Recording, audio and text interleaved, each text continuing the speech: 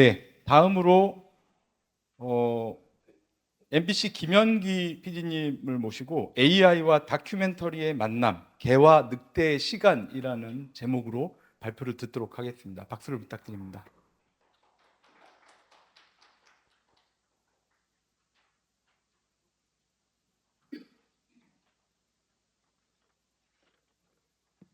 안녕하십니까. MBC 김현기 PD입니다. 제가 지금 다큐멘터리를 만드는 부서의 팀장을 맡고 있고, 그래서 저는 철저하게 TV라는 매체, 특히 지상파에 온에어되는 다큐멘터리를 제작해본 경험이기 때문에 사실은 어떤 독립 영화라던가 다른 데서 만든 다큐멘터리를 제외하고 심의를 받는 TV 온에어를 목표로 하는 다큐멘터리를 중심으로 그 제작과 관련된 철저한 현업 위주의 인식, AI와 관련 그걸 좀 말씀드리러 나왔는데, 그러다 보니까 제목도 뭐 개와 늑대의 시간 이런 것들은 사실 전혀 학술적이지 않은 용어임을 잘 알고 있습니다. 근데 그 정도로 저도 혼란스럽다는 것을 반영하고 있는 제목이라고 생각해 주시면 되겠고요.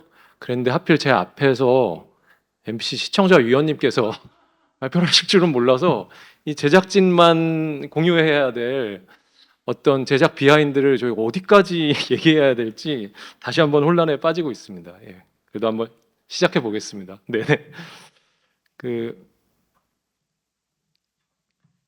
그뭐 앞에서 다 말씀하신 얘기라서 네. 어디까지 활용되고 있는지를 좀. 근데 이 가능성과 위험성에 대해서는 사실은 되게 오래전부터 이미 인식을 저희 제작진들이 하고 있었습니다. 근데 인식을 하고 있음에도 이 제작진은 아시다시피 되게 민초와 같아서요.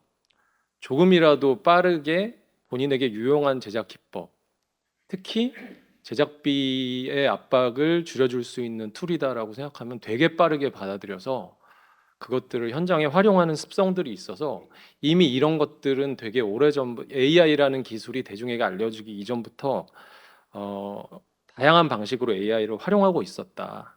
근데 지금 이 AI가 이렇게 논쟁적인 주제가 된 것은 사실은 생성형 AI가 나오면서부터죠.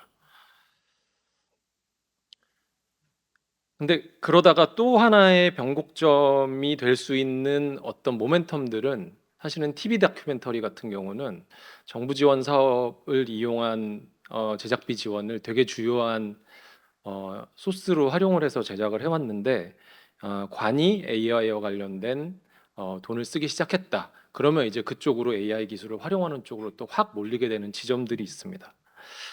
사실은 이런 식의 관주도의 기술은 TV에 상당히 오래전부터 적용이 되어 왔는데, 제가 입사한 이후에 본 기술들 위주로만 이제 말씀드리자면, 이런 수많은 기술들이 계속해서 TV에서 이런 것들을 한번 써봐라, 이런 기술을 활용한 프로그램이나 다큐멘터리를 만들어 달라 라는 식의 요청들과 그런 프로그램들에 대한 정부 지원, 제작비 지원이죠.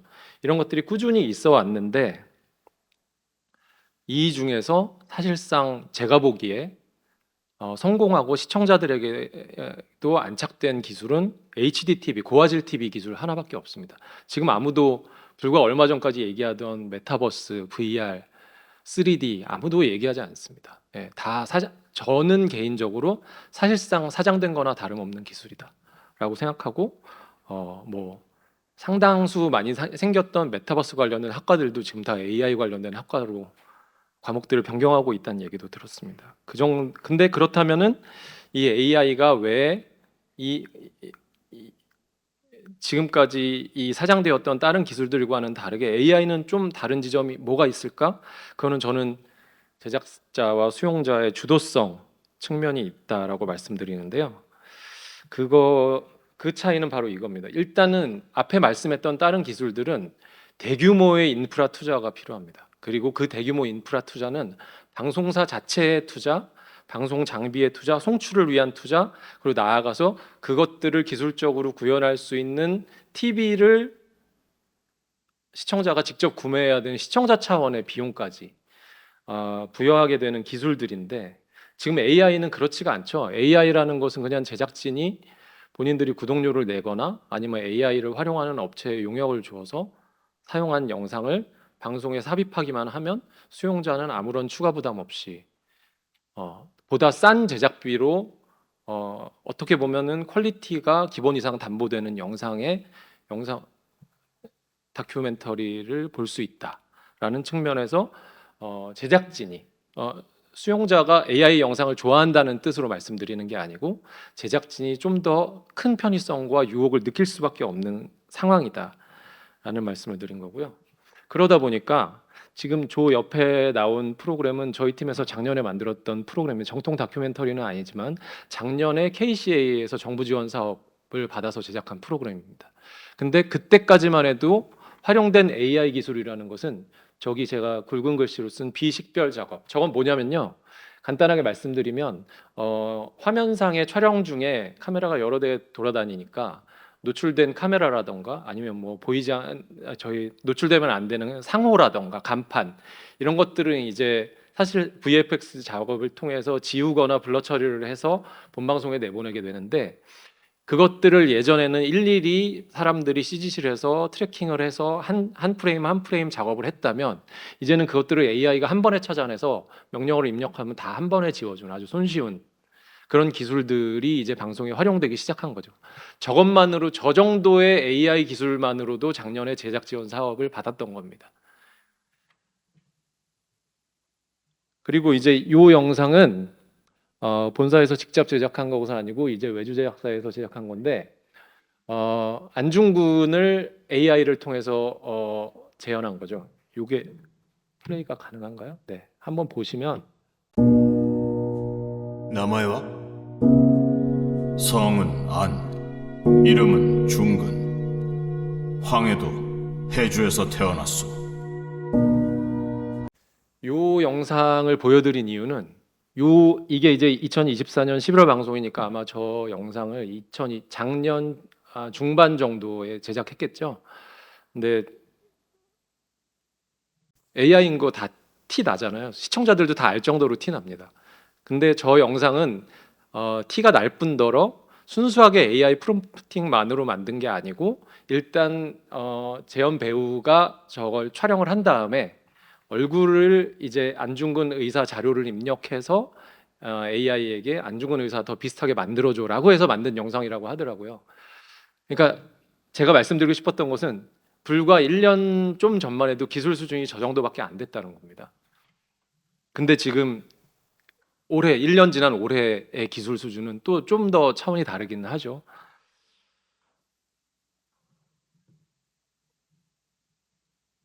아이고, 죄송합니다. 그래서 사실은 기술이 저렇게 빨리 발전을 하다 보니까 제작진이 더 그 유혹에 크게 빠지게 되는데요. 사실 TV 다큐멘터리 여기서는 TV를 떼도 될 것 같습니다만 제작진이 AI를 활용하는 이유는 정말 간단하게 돈과 시간 때문입니다. 시간은 또 돈으로 살 수 있습니다. 결국은 제작비 때문이죠. 아까 보여주신 앞에서 감독님께서 보여주신 저희 도스트 11에서 만든 영상 저거는 사실은 정확하게 말씀드리자면 다큐멘터리는 아니고 일종의 선거 방송의 홍보 영상 내지는 개표 영상이기 때문에 조금 더 이 사실을 기록한다는 측면에서 자유로우니까 더 상상의 나래를 쉽게 펼쳐서 이제 저렇게 영상을 사전에 구성해서 제작할 수가 있었는데 만약에 저것들을 실제 제작비를 투여해서 촬영을 해서 만들었다면은 아마 저 제작비의 10분의 1, 10배, 뭐 100배에 가까운 돈이 들었겠죠. 요거는 그래서 실제로 그러다 보니까 이거는 아까 앞에서 감독님께서 보여주신 PD수첩의 영상과 궤를 같이 하는 영상입니다. 도스트 11에서 제작한 영상인데 그래서 뭐 굳이 플레이할 필요는 없을 것 같습니다. 또 비슷합니다. 그러니까 한마디로 계엄이 벌어졌다면 이루어졌을 상황 그것들을 영상으로 제작한 건데 PD수첩에서 제작한 영상의 사실은 일부를 발췌해서 갖고 온 겁니다. 그래서 PD가 그걸 쓰겠다 그랬을 때 제가 사실은 고민을 많이 했는데, 왜냐하면 이제 PD수첩과 다큐멘터리는 또 다른 것이, PD수첩은 레귤러 프로그램이고 보다 짧은 시간 내에 반복적으로 프로그램을 만들어야 하다 보니까 더 빠르게 저비용으로 만들 수 있는 AI 영상의 유혹에 쉽게 노출될 가능성이 있습니다. 그래서 PD수첩의 경우에는 아까 토론 과정에서도 나왔던 이것은 AI에 의한 재현 또는 재현 영상이다라는 자막을 반드시 넣도록 프로토콜이 지금 생성되어 있는 상태입니다. 그런데 다큐멘터리는 아직 그것이 없기 때문에 그런 것들에 대한 고민의 지점이 있었다, 이런 말씀을 드립니다. 하지만 그럼에도 불구하고 아직 PD들은 제가 느끼기에는 한 9 정도는 아까 말씀드린 비용의 문제 때문에, 비용과 시간의 문제 때문에, 한 1 정도는 신기술에 대한 동경이나 호기심 때문에 AI 영상을 쓸 수 있으면 써야지라는 생각을 하고 실제로 사용률은 그래서 아직도 올라가고 있는 추세다, 그런 말씀을 드립니다. 거기에 이제 기름을 붓는 건 사실 정부입니다. 아까 그 영상이 정부 지원 사업을 통해서 만들어졌다고 말씀드렸는데요. 지금 올해 2월에 있었던 정부 지원 사업, 그리고 내년에 있을 정부 지원 사업 등에서는 그런 것들이 훨씬 더 노골적으로 드러나는데요. 이거는 그러니까 올해 2월에 발표되었던 KCA와 라파의 정부 지원 사업 중 다큐멘터리 관련 항목들입니다. KCA 같은 경우는 6개 항목 전체가, 라파 같은 경우는 4개 중에 1개 항목이 AI 관련된 기술을 활용한 프로그램에 지원하는 것으로 항목들이 규정 지어져 있고요. 저희가 TV 다큐멘터리는 콘텐츠진흥원에서는 제작 지원을 잘 받지 않기 때문에 여기 넣지 않았습니다만, 콘텐츠진흥원도 사실상 마찬가지인 상황입니다. 이렇게 되다 보니까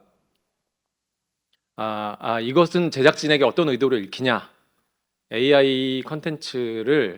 AI를 이용한 컨텐츠를 AI라는 산업을 활성화하는 데 활용하겠다라는 의지구나 로 읽힙니다. 근데 그러면 지금 이제 이런 분위기인 거 다 알겠고, 그럼 앞으로 어떻게 되겠냐, 이제 이런 문제죠. 결국은 사실은 이런 윤리적인 문제에 대해서 조금 더 예민한 지점까지 말씀을 드릴 수밖에 없을 것 같습니다. 아까 도스트 11 말씀을 하셨는데, PD수첩 제작진은 이제 더 이상 도스트 11과 일하지 않습니다. 그 이유는 뭐냐면, 도스트 11이 아까 그 영상으로 제법 유명해졌어요. 단가가 올라갔습니다. 근데 지금 수많은 CG 업체를 대신하는 AI, 도스트 11과 같은 AI 생성형 AI를 다루는 업체들이 지금 막 창업하고 있고, 솔직히 프롬프팅으로 제작한 영상의 퀄리티는 도스트 11보다 떨어지지 않습니다. 그러면은 제작진은 더 낮은 단가로 어디 니네도 해보고 니네도 해봐, 그래서 갖고 온 영상 중에 더 싼 거를 활용하게 되거든요. 이미 그런 상황까지 가고 있고, 저희 MBC의 또 다른 자회사인 CNI에서도 이 AI와 관련된 되게 활발한 그런 생성형 AI로 활용한 영상 용역 작업들을 하고 있는데, 그 팀장이 저에게 말해준 것은, 그 회사는 마테오라는 작품으로 해외 AI 영화제에서 대상을 받은 작년에 그런 정도의 경험치를 갖고 있는데, 서양인은 구분이 힘든 정도에 도달했고, 동양인은 아직 레퍼런스 입력이 부족해서 그런지 아직 AI인 게 티가 나고, 동물은 자기가 장담하건대 구분 못한다. 지금 그게 이제 2025년 중반 상황입니다. 까지 와 있고, 그러면은 아까 안중근 그 영상에서 이미 1년 사이에 그 정도까지 발전했고, 내년에 어떻게 발전할지 모르는 상황인 거죠. 근데 만약에 그러면은 이제 진짜로, 사실 지금까지는 티가 납니다. 시청자 중에 이제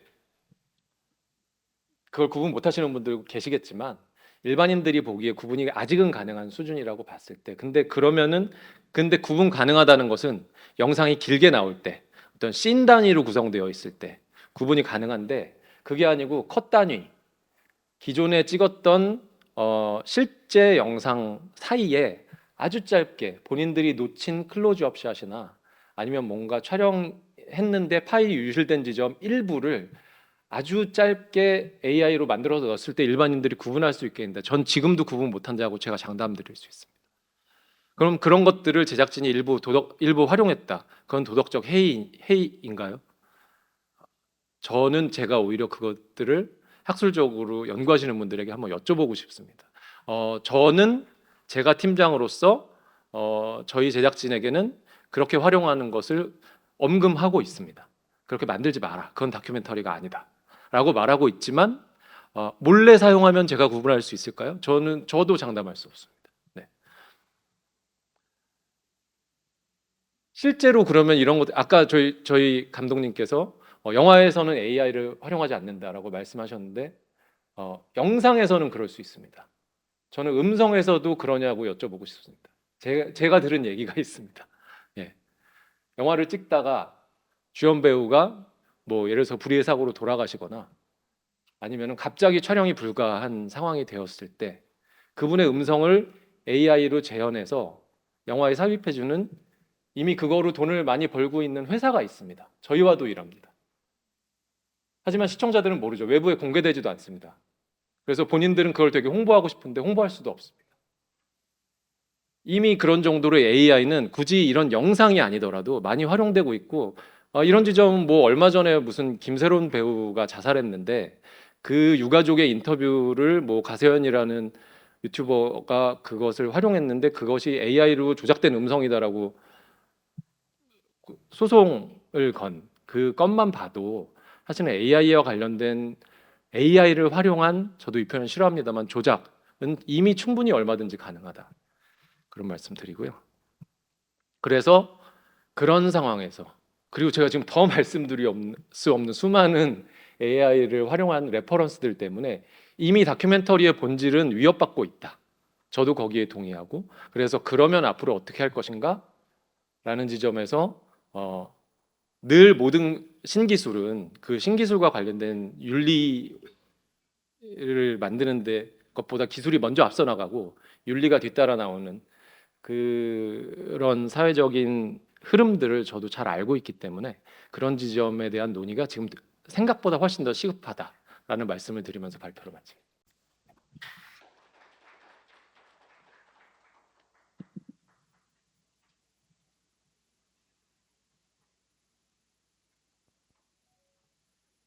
네, 발표 감사드립니다. 제가 너무 살벌하게 부탁을 드렸나 시간을 막 단축을 하시면서 발표를 하고 계십니다. 네, 그러면 도태되지 않기 위해서. 네, 그러면 허찬행 언론인권센터 이사님을 모시고 토론과 대담을 진행하도록 하겠습니다.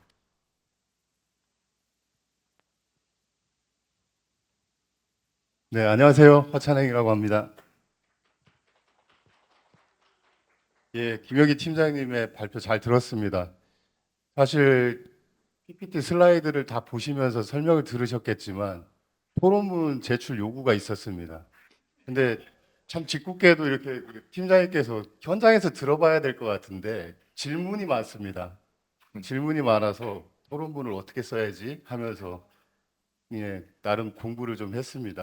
그래서 그 내용에 대해서 예. 제가 좀 의견을 드리고 또 질문을 좀 하나 드릴까 하는데요. 네네. 예. 우선 정부 재정적 지원 사업 같은 경우에 뭐 협찬을 많이 받아야 요즘 뭐 방송 다른 프로그램들도 제작을 할 수 있는 그런 것들에 대해서는 잘 알고 있었는데 이렇게 이제 기술을 적용해 갖고 제작 지원을 한다라는 것은 저한테도 좀 생소했고 또 양면성이 있다라고 생각을 합니다.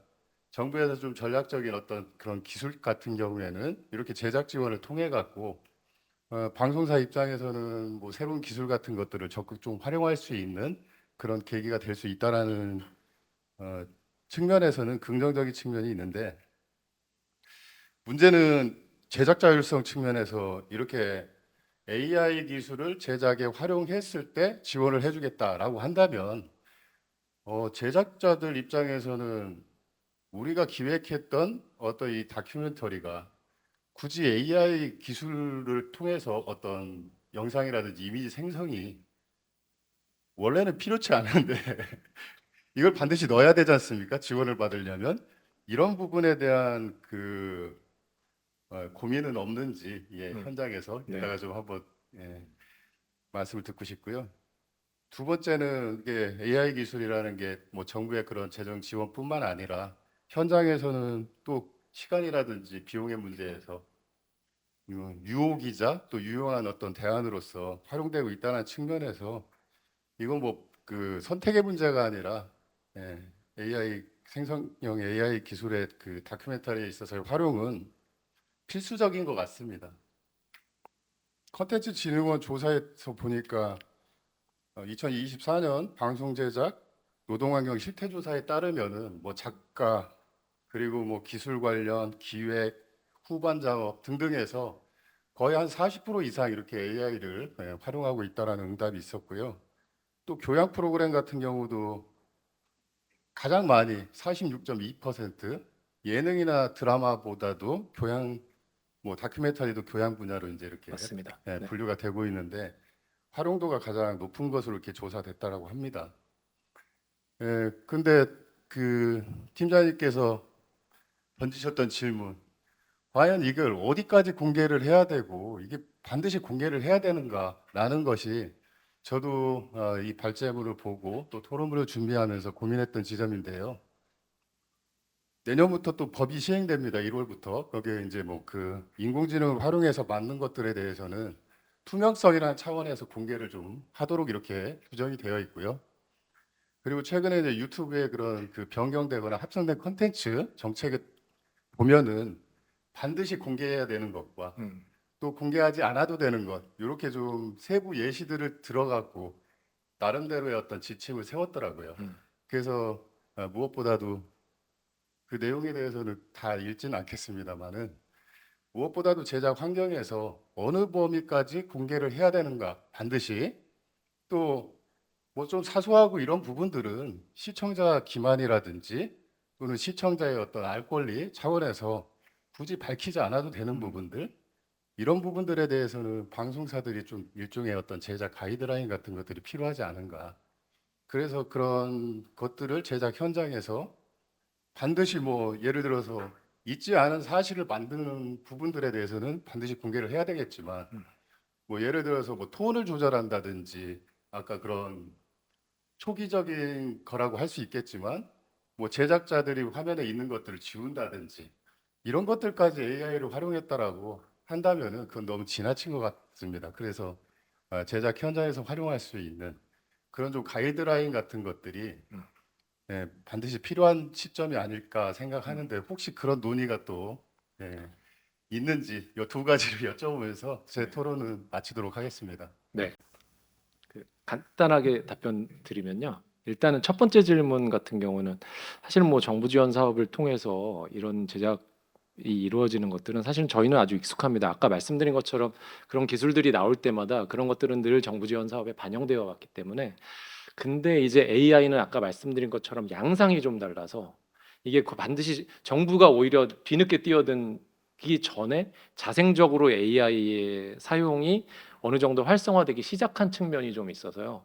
그러다 보니까 이것들을 굳이 뭐 제작진의 상상력을 제한한다 이렇게 생각하지는 않는데 요즘은 이제 내년에 정부 지원 사업 발표를 봐야 되겠습니다만은 지금 이제 AI를 이용해서 영상을 만드는 정도 수준을 넘어서서 사실 어떤 기획안들이 나오기 시작하냐면 AI 자체를 하나의 에이전트로 활용해서 등장 인물이가 내러티브 주도하는 프레젠터로 활용하는 식의 AI를 아니면 등장 인물들이 하나의 그 가장 중요한 프로그램의 핵심 수단으로 활용하게 만드는 소재로 활용하게 만드는 이런 류의 기획안을 요구하거든요. 이제 그런 식으로 가버리면은 사람이 주인공이 아니고 AI가 주인공이 되는 기획안들까지 이제 사실 그러면은 그런 기획안들이 붙었을 때 이 AI 기술을 얼마나 적극적으로 활용하는지 보겠어라는 측면으로 심사를 한다면 지금 말씀드린 기획안들이 그냥 AI로 영상을 단순히 만드는 수준보다 또 더 유리하겠죠. 이제 그런 식으로 가면은 또 어떤 식의 흐름이 형성될지 그런 건 좀 지켜봐야 되겠다 이런 생각이 들긴 합니다. 두 번째 질문에 답변 드리면 저는 오히려 카메라맨이나 아까 말한 것처럼 뭐 상호나 이런 것들은 사실은 심의 때문에라도 지워야 되거든요. 근데 그런 것들을 AI를 이용해서 노동 집약적인 지점을 줄일 수 있다라면 그런 것들은 활용해도 된다. 근데 이제 AI를 이용해서 그게 다큐멘터리의 내러티브나 지금 팩트와 관련된 지점을 건드리는 것들은 그건 가이드라인이 있어야 된다. 이렇게 생각합니다. 네, 감사합니다.